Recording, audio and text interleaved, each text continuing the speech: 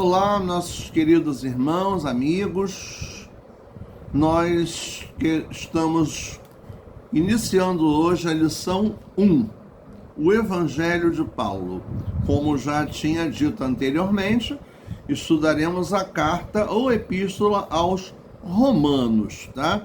Então, no início dessa lição, nós vamos lembrar de que a Bíblia tem 66 livros, sendo 39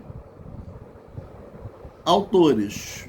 Desses 66 livros, são 39 livros no Antigo Testamento e 27 no Novo Testamento. E esses livros têm gêneros literários diferentes. Portanto, as linguagens que nós vamos encontrar nos livros da Bíblia pode diferenciar de estilos, de gêneros.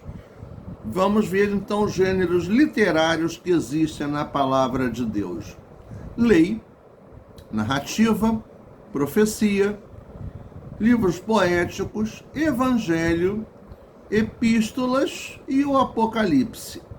A palavra gênero vem do grego genus, que tem o sentido tanto de estilo ou forma, quanto de povo, raça ou linhagem.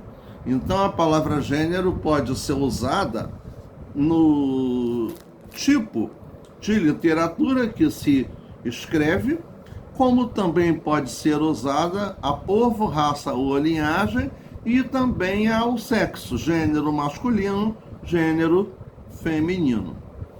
Então, quando falamos sobre o gênero literário, estamos nos referindo à forma e ao estilo de um texto.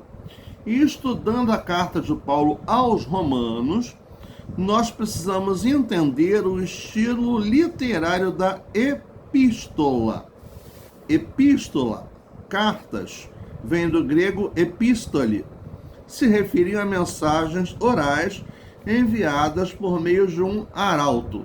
Quem era o arauto? Era um mensageiro, era alguém que levava uma mensagem oral, falada para alguém, para um grupo, um povo, né? Então aí esse termo posteriormente acabou sendo aplicado às cartas enviadas por uma entidade ou um indivíduo. Por tais características, as epístolas bíblicas não podem ser consideradas como um tratado teológico, pois seu objetivo era tratar problemas de comunidades específicas conforme eles surgiam. Seu propósito era orientar os primeiros cristãos de uma cidade, em particular, sobre como se comportar diante de seus desafios locais, demonstrando uma preocupação pastoral do autor da carta em relação à comunidade destinatária para quem a carta era direcionada. Portanto, é necessário ter esse tipo de olhar ao ler este texto apostólico, as cartas ou epístolas. O evangelho que Paulo anunciava, Romanos 1, de 1 a 17. Antes da gente fazer esta leitura, nós estaremos orando, pedindo o direcionamento do nosso Deus para esse estudo que agora estaremos iniciando. Ó Pai de amor, nós nos colocamos nas tuas mãos. Nós te agradecemos porque tu tens cuidado de nós, porque tu tens nos dirigido, nos orientado, Pai, porque tu tens dado-nos sabedoria na condução da nossa vida. Ó Pai, queremos te pedir que o teu Santo Espírito possa dirigir aquilo que aqui será estudado, possa usar-me como teu instrumento para a condução desse estudo, Senhor Deus, e que eu possa falar a partir da tua palavra, inspirado pelo teu Espírito Santo, a todos quantos estiverem vendo e ouvindo esse estudo. e que todos nós possamos crescer espiritualmente na tua graça e no teu conhecimento. Seja conosco, ó Pai, em nome de Jesus. Amém. O Evangelho de Paulo. Agora, o Evangelho de Paulo. O Evangelho que Paulo pregava não era o Evangelho dele. Era o Evangelho de Jesus. Evangelho vem significar o que? Boas novas. Né? Vamos ver daqui a pouco o que o Evangelho significava inicialmente para os romanos. Tem um hino no Cantor Cristão que eu já cantei aqui em outras aulas, né? Já vimos, que fala exatamente disso, do Evangelho. O hino 188, que nos diz: a nova do Evangelho já se fez ouvir aqui, boas novas tão alegres, elas são para quem ouvir. Assim Deus nos amou, sim, a cada pecador, que nos deu seu Filho amado para sofrer a nossa dor. Santa paz e perdão são as novas lá dos céus. Santa paz e perdão é bendito o nosso Deus. Na segunda estrofe, a nova do Evangelho dá-nos todos a saber que fartura há para todos, sim, para quem com fé comer. Da vida o pão eu sou, satisfeito ficarás. Teus pecados e tua alma lavarei e paz terás. Na terceira estrofe, a nova do Evangelho, ora vem nos avisar do perigo grande e grave para quem se descuidar. Salvai-vos desde já, não vos demoreis então, não vireis os vossos olhos, ó fugir da perdição. Santa paz e perdão são as novas lá do céu. Santa paz e perdão é bendito o nosso Deus. A nova do Evangelho, jubiloso som nos é, pois o amor de Jesus Cristo dá perdão mediante a fé.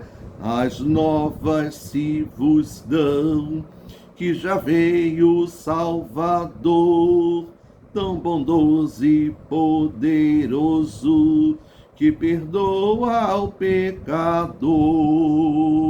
Santa paz e perdão são as novas lá do céu. Santa paz e perdão é bendito o nosso Deus. Em Romanos capítulo 1, na carta ou epístola aos Romanos, capítulo 1, nos diz o seguinte: nós faremos essa leitura até o versículo 17, conforme está sendo sugerido na nossa lição número 1, o Evangelho de Paulo.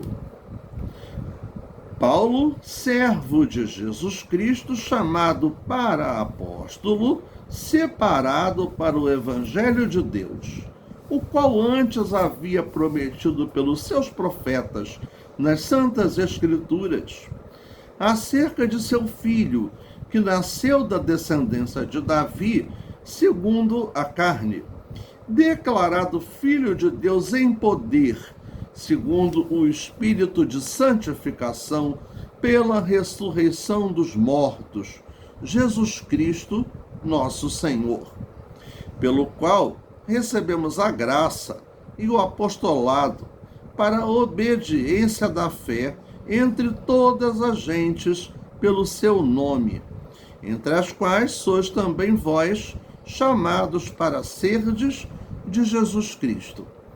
A todos os que estáis em Roma, amados de Deus, chamados santos, graça e paz de Deus, nosso Pai, e do Senhor Jesus Cristo. Primeiramente, dou graças a Deus por Jesus Cristo acerca de vós todos, porque em todo o mundo é anunciada a vossa fé. Porque Deus, a quem sirvo em meu espírito no Evangelho de seu Filho, me é testemunha de como incessantemente faço menção de vós, pedindo sempre em minhas orações que, em algum tempo, pela vontade de Deus, se me ofereça boa ocasião de ir ter convosco, porque desejo ver-vos para vos comunicar algum dom espiritual, a fim de que sejais confortados, isto é, para que juntamente convosco eu seja consolado pela fé mútua, assim vossa como minha.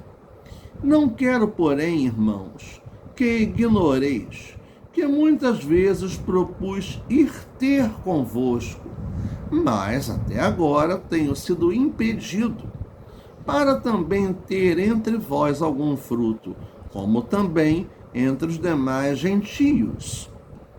Eu sou devedor, tanto a gregos como a bárbaros, tanto a sábios como a ignorantes. E assim, quanto está em mim, estou pronto para também vos anunciar o Evangelho, a vós que estáis em Roma. Porque não me envergonho do Evangelho de Cristo, pois é o poder de Deus para a salvação de todo aquele que crê, primeiro do judeu e também do grego. Porque nele se descobre a justiça de Deus, de fé em fé, como está escrito, mas o justo viverá da fé. Depois dos versículos 18 em diante, já seria uma continuação, sim, mas já começa a tratar de outros temas. Então aqui temos esse trecho de 1 a 17, justamente porque ele fala do propósito de ter sido escrita a carta aos romanos e o que ele queria passar para os cristãos lá de Roma, porque Roma era o centro do mundo da época e havia uma enorme idolatria em Roma, que era a sede do império.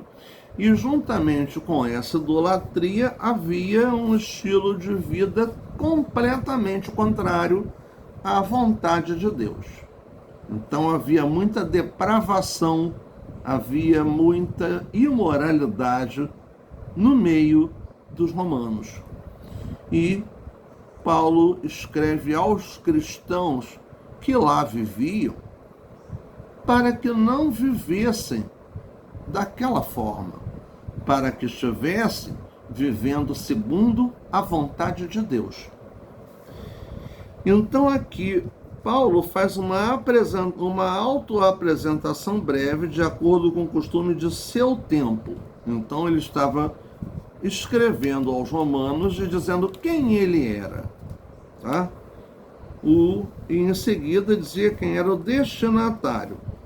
A todos os amados judeus que estáis em Roma, no versículo 7. Contudo, Paulo fez uma longa apresentação própria dele mesmo, em 7 versículos, falando quem ele era, como foi a sua história no cristianismo, o que ele representava ali, tendo sido chamado, tendo sido convocado por Deus para fazer a obra, para fazer aquele trabalho missionário fora dos limites de Israel, tá? Ou seja, Paulo foi aos gentios, todos aqueles que não eram judeus, eram chamados de gentios. É possível que o motivo dessa extensa apresentação tenha sido o fato de o apóstolo não ser o fundador desse grupo, nem ser conhecido pela igreja em Roma, que provavelmente foi estabelecida por judeus que visitavam Jerusalém no Pentecostes e se converteram a ouvir a pregação de Pedro, lá no relato de Atos, do livro de Atos, capítulo 2, a descida do Espírito Santo sobre a terra, no dia de Pentecostes, que era uma festa religiosa judaica, que acontecia 50 dias depois da Páscoa. Então vejamos, ao contrário do que pensamos, Paulo não era unanimidade na sua época. Ele não era tão famoso, tão ouvido ou tão seguido. Pesavam sobre ele as acusações de antinomista, ou seja, de ser contra a lei de Moisés. Por isso, a essa igreja, que não o conhecia, ele precisou fazer não só essa longa apresentação pessoal, mas também organizar ao máximo seus pensamentos acerca do que acreditava sobre o Evangelho.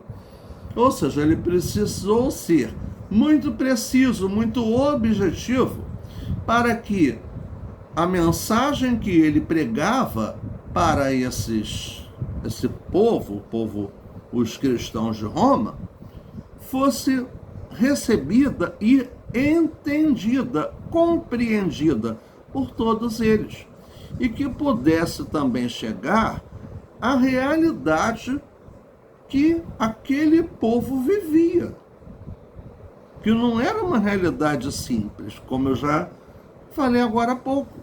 Idolatria, depravação, coisas muito distantes daquilo que Deus quer para nós. No item 2 da nossa lição, quem é Paulo? Já sabemos que Paulo foi um fariseu, perseguidor dos cristãos, mas que foi conquistado pelo Espírito Santo de Deus para se tornar um missionário, um pregador da palavra de Deus. Bem, aí se leva em conta duas perguntas: como Paulo se apresenta e em que evangelho Paulo acreditava? Justamente o que eu falei agora há pouco de evangelhos além do que a gente conhece como boas novas da salvação em Jesus Cristo. Inicialmente, Paulo se autodesigna ou se intitula escravo, que vem da palavra doulos, em grego, que significa escravo, expressando humildade e insignificância pessoal de uma pessoa que foi comprada por alguém, razão pela qual perde seu direito próprio. Aliás, ele próprio afirmou que não vivia mais, pois Cristo é quem vivia nele. E Paulo foi comprado por quem? Por Deus. Cristo vivia nele. Então aquela arrogância toda que ele tinha antes da sua conversão acabou. Ele se tornou um homem humilde, um servo do Senhor. Em seguida, aliás, essa passagem que eu li está em Gálatas, capítulo 2, versículo 20. Em seguida, Paulo se identifica como apóstolo. Primeiro como escravo. Escravo por quê? Com a ideia de servo. Em segundo, como apóstolo. Apóstolo, um enviado, um título de grande autoridade associado ao envio dos profetas do Antigo Testamento, que está lá em Isaías 6, versículo 8. Assim como ao grupo dos 12 que foram testemunhas oculares do ministério terreno de Jesus. Então, Paulo conviveu diretamente com Jesus? Sabemos que não. A conversão de Paulo se deu depois da morte e da ressurreição de Jesus. Então, escravo, apóstolo e um terceiro título, separado. Separado, santo. Santo significa separado. Esse separado aí, inicialmente estava ligado com a expressão grega aforismenos, que tem a mesma raiz da palavra hebraica fariseu. Ou seja, ele fazia parte no judaísmo da seita dos fariseus.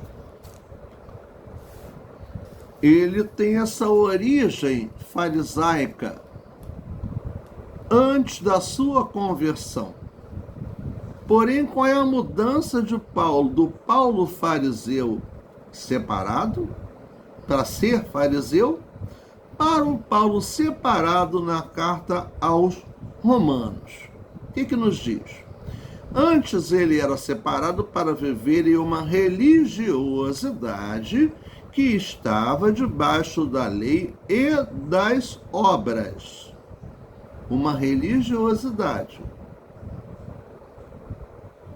bem diferente da outra para a qual ele foi chamado por Deus. Porém, depois da sua conversão, ele foi separado para o Evangelho de Jesus. Essa afirmação nos leva para a segunda pergunta. Qual é o evangelho em que Paulo acreditava? Aí agora que a gente vai ver no item 3, o evangelho que Paulo pregava. A palavra evangelho foi usada, para expressar as boas novas da salvação em Jesus e passou a ter esse sentido, esse significado para o povo cristão. Porém, ela foi usada também como uma homenagem dos gregos para Augusto César, imperador romano, em aproximadamente no ano 9 antes de Cristo. Foi decretado no ano 9, que está antes de Cristo. Foi decretado pelos gregos da província da Ásia por motivação do sumo sacerdote Apolônio, filho de Menófilo de Azânio, como a providência que fixa divinamente a ordenação de nossas vidas. Criou com zelo e magnificência o bem mais perfeito para a nossa vida, suscitando Augusto e cumulando-o de excelência para o serviço da humanidade, fazendo-nos a graça, a nós e aos nossos descendentes, de um Salvador, que pôs fim à guerra e que organizou a paz. Augusto. E como César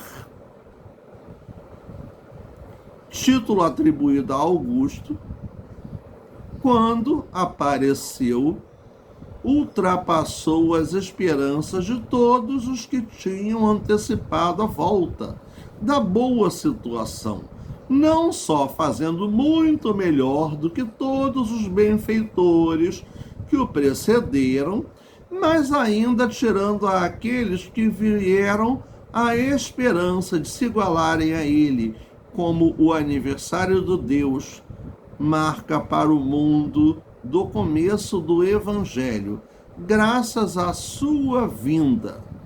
E como as cidades da Ásia decretaram em Esmirna que começassem seu calendário com o nascimento do Deus. Isso é uma citação do livro de Henke, na página 304. O autor trouxe esse significado do Evangelho. Aqui o Evangelho está sendo atribuído a um imperador, a um líder político e militar. Então essa paz é o que nós podemos chamar de pax. Escrevemos a palavra paz, P-A-Z. P-A-Z. Pax, P-A-X. Pax não tem a ver com o mesmo sentido de paz. Pax está ligada à guerra, está ligada a combates, a batalhas, ao domínio de um determinado povo, de uma determinada nação, sobre uma situação de conflito, determinado conflito, ou manter-se a paz a partir de guerra. Como temos exemplo, a chamada Pax Americana, desenvolvida pelos Estados Unidos. Manter a paz mundial, de que forma? Intervindo em guerras. Claro que com interesses econômicos para vender armas para quem está em guerra, como também de manter um domínio político, econômico, uma influência sobre determinado país, sobre determinado local.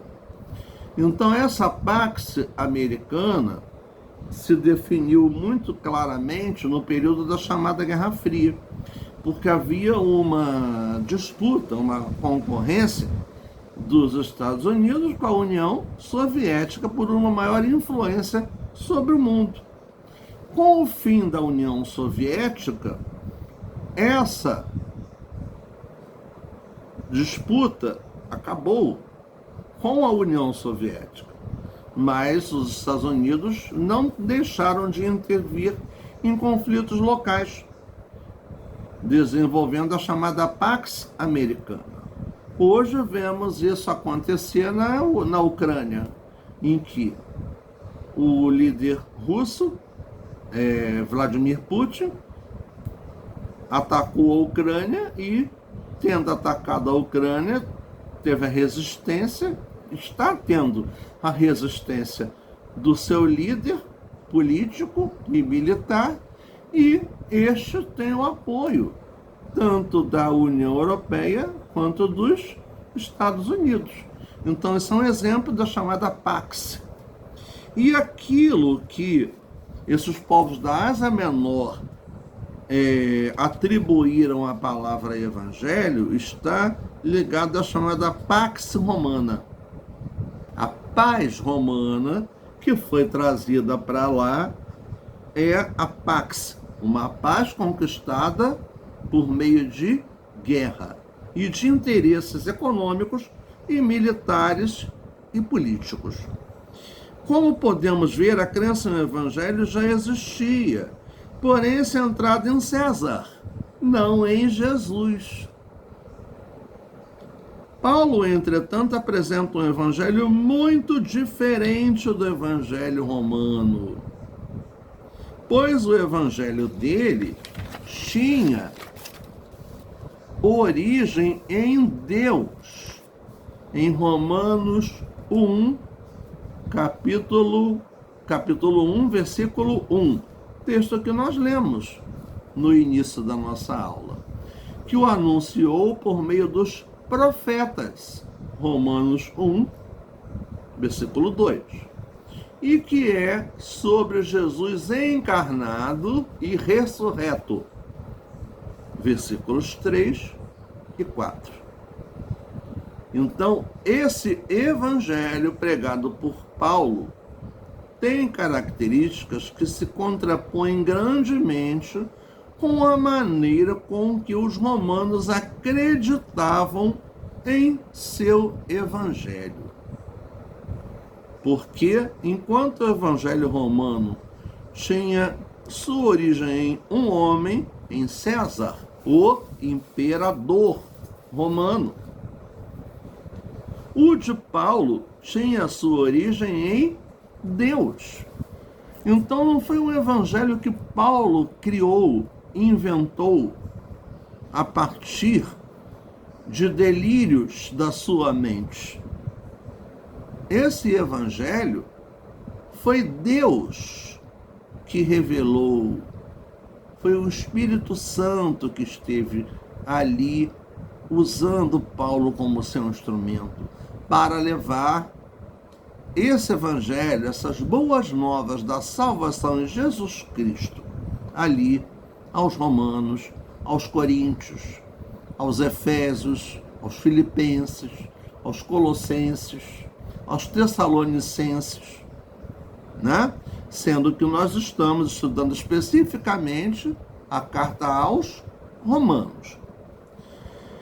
Então, enquanto o romano era sobre os imperadores e suas guerras que traziam uma falsa paz é a pax. A pax, terminada com a letra X. A pax, que não é paz. Aí é um jogo de interesses políticos, econômicos e militares. O evangelho de Paulo era sobre Jesus. Enquanto o evangelho romano era produtor de morte, inclusive a morte de Jesus, o de Paulo era promotor de vida, e de vida que vence a morte por meio da ressurreição. Enquanto o evangelho romano era uma imposição, o evangelho de Paulo era uma atitude de fé por parte de quem cria do verbo crer, tá? De quem acreditava e de quem acredita, claro, né? Não vamos usar essas formas pretéritas, vamos usar também a forma presente. De quem cria, de quem crê. Não só de quem cria, de quem crê. Esse evangelho que está na contramão do mundo torna Paulo devedor de todos os homens. Romanos 1, 14 e 15. Então, o evangelho de Paulo foi o evangelho de Jesus pregado por Paulo. Não é o evangelho do Paulo em si, né? Fica claro, objetivo a todos, que esse evangelho pregado por Paulo era a revelação do Espírito Santo de Deus para falar das boas novas aos romanos e a outros povos do mundo conhecido da época, que estavam sob domínio político e militar e econômico do Império Romano. Todas aquelas áreas que eram alvo da Pax Romana, ou seja, do Império Romano. Concluindo a nossa lição, o autor nos diz: Paulo de fato afirma que desse evangelho ele não se envergonha, pois ele é poder de Deus para a salvação de todo aquele que crê. Romanos 1,16. Em outras palavras, no evangelho que é Jesus está a dinamis, o que traduzimos como poder. A forma como Deus age ou atua no mundo. Nessa boa notícia, encontramos o Salvador, quando cremos. É somente esse evangelho, somente nesse evangelho que a verdadeira justiça se manifesta.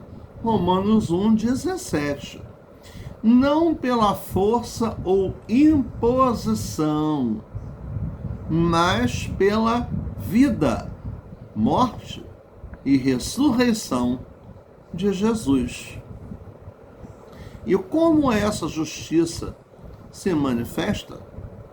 Do princípio ao fim pela fé.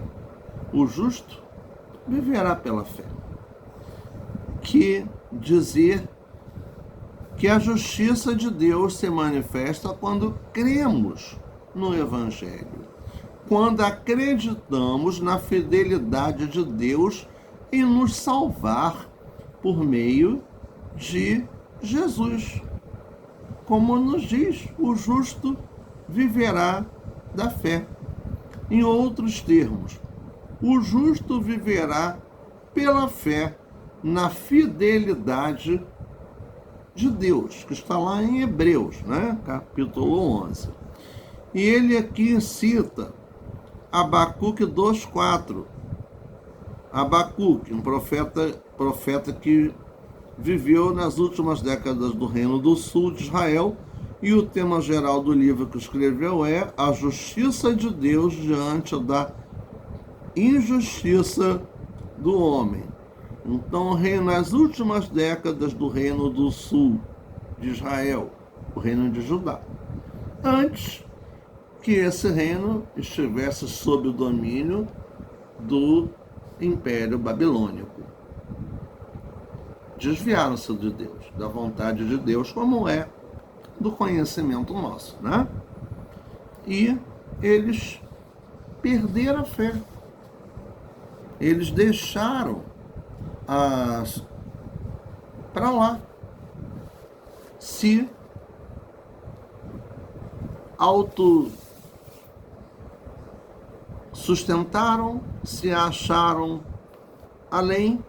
autossuficientes, que não precisavam de Deus, e deixaram de seguir a vontade de Deus.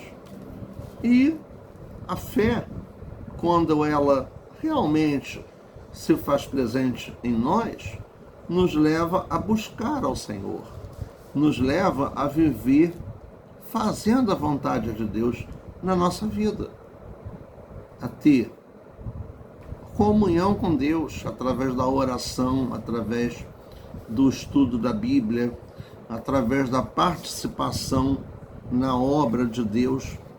Então nós precisamos que a nossa fé esteja viva, Vamos lembrar, cada vez que a nossa fé é provada, tu nos dás a chance de crescer um pouco mais. Pelos montes e vales, desertos e mares, que atravessam me levam para perto de ti. Minhas provações não são maiores que o meu Deus, e nem vão me impedir de caminhar. Se diante de mim não se abrir o mar, Deus vai me fazer andar por sobre as águas. Rompendo em fé, minha vida se revestirá do teu poder. Rompendo em fé, Com ousadia vou mover o sobrenatural, vou lutar e vencer, vou plantar e colher, a cada dia vou viver, rompendo em fé. Esse lindo cântico, essa poesia de lá dos anos 90, que cantamos tanto nos nossos cultos, nos faz pensar, refletir sobre a nossa fé. E não pense ninguém que os cristãos de Roma viveram uma vida fácil, não. A fé se tornou primordial para que eles se mantivessem fiéis ao Senhor. Imagina você viver no meio onde todo mundo age de uma forma pecaminosa e você vive diferente. Você vai ser o diferente, você vai ser o chamado ET. Eles eram ali como se fossem os ETs. Agora, nós fomos chamados para ser separados, para ser santos. Santo, separado, viver segundo a vontade de Deus, viver distante do pecado, distante das coisas erradas. Isso é uma luta constante que nós precisamos desenvolver. Isso é um processo chamado de santificação, que precisa ser vivido por todos nós para realmente cumprirmos a vontade do Senhor. Para pensar e agir, você reconhece a sua condição de escravo de Cristo? Você já identificou para que foi separado? Que tipo de evangelho você acredita que temos pregado? São indagações pessoais para uma reflexão pessoal, introspectiva. Para nós mesmos nos desenvolvemos uma avaliação da vida cristã que nós temos levado. Tá? Quero agradecer a todos pela atenção. Queremos também pedir para que esteja divulgando o nosso canal, para que possa haver um conhecimento da palavra por mais pessoas, que outros possam também ouvir, estudar a Bíblia. É necessário, sim, e de pregar o evangelho por toda a criatura. Estamos pregando a partir do ensino bíblico. Então peço a vocês que divulguem esse canal, que está aí disponível. Não estou pedindo oferta nenhuma para ninguém, mas isso é uma pregação da palavra através do ensino bíblico, e que Deus venha abençoar de forma grandiosa a todos nesse ano de 2023, que começa hoje, nesse primeiro dia do ano. Que Deus nos dê direcionamento, sabedoria para viver segundo a sua vontade. Oremos ao Senhor. Meu Deus, muito obrigado pela tua palavra. Muito obrigado, Deus, porque tu pudeste me dirigir, me orientar, Senhor, nesse estudo que aqui podemos desenvolver. Queremos te pedir, Senhor, que tu abençoes a vida de todos quantos estiverem vendo e ouvindo essa aula, que todos possam ser abençoados, Senhor Deus, que todos possam viver fazendo a tua vontade, Deus, que tu possas tomar a cada um desses irmãos, desses amigos, as suas famílias, Ó Deus, derramando bênçãos sobre suas vidas, abrindo portas de oportunidades para aqueles que precisam delas, ministrando cura de enfermidades para todos quantos estiverem também precisando de cura de enfermidade material, de enfermidade espiritual. Seja, ó Deus, com todos nós, ó Pai. Seja com o nosso país. Dá, ó Pai, um direcionamento, Senhor, às nossas autoridades. Tem misericórdia do povo brasileiro, Senhor Deus. Esteja, ó Pai, conduzindo, Senhor, essa nação. E principalmente nos dando sabedoria para testemunhar verdadeiramente da Tua palavra, Senhor. Em nome de Jesus. Amém.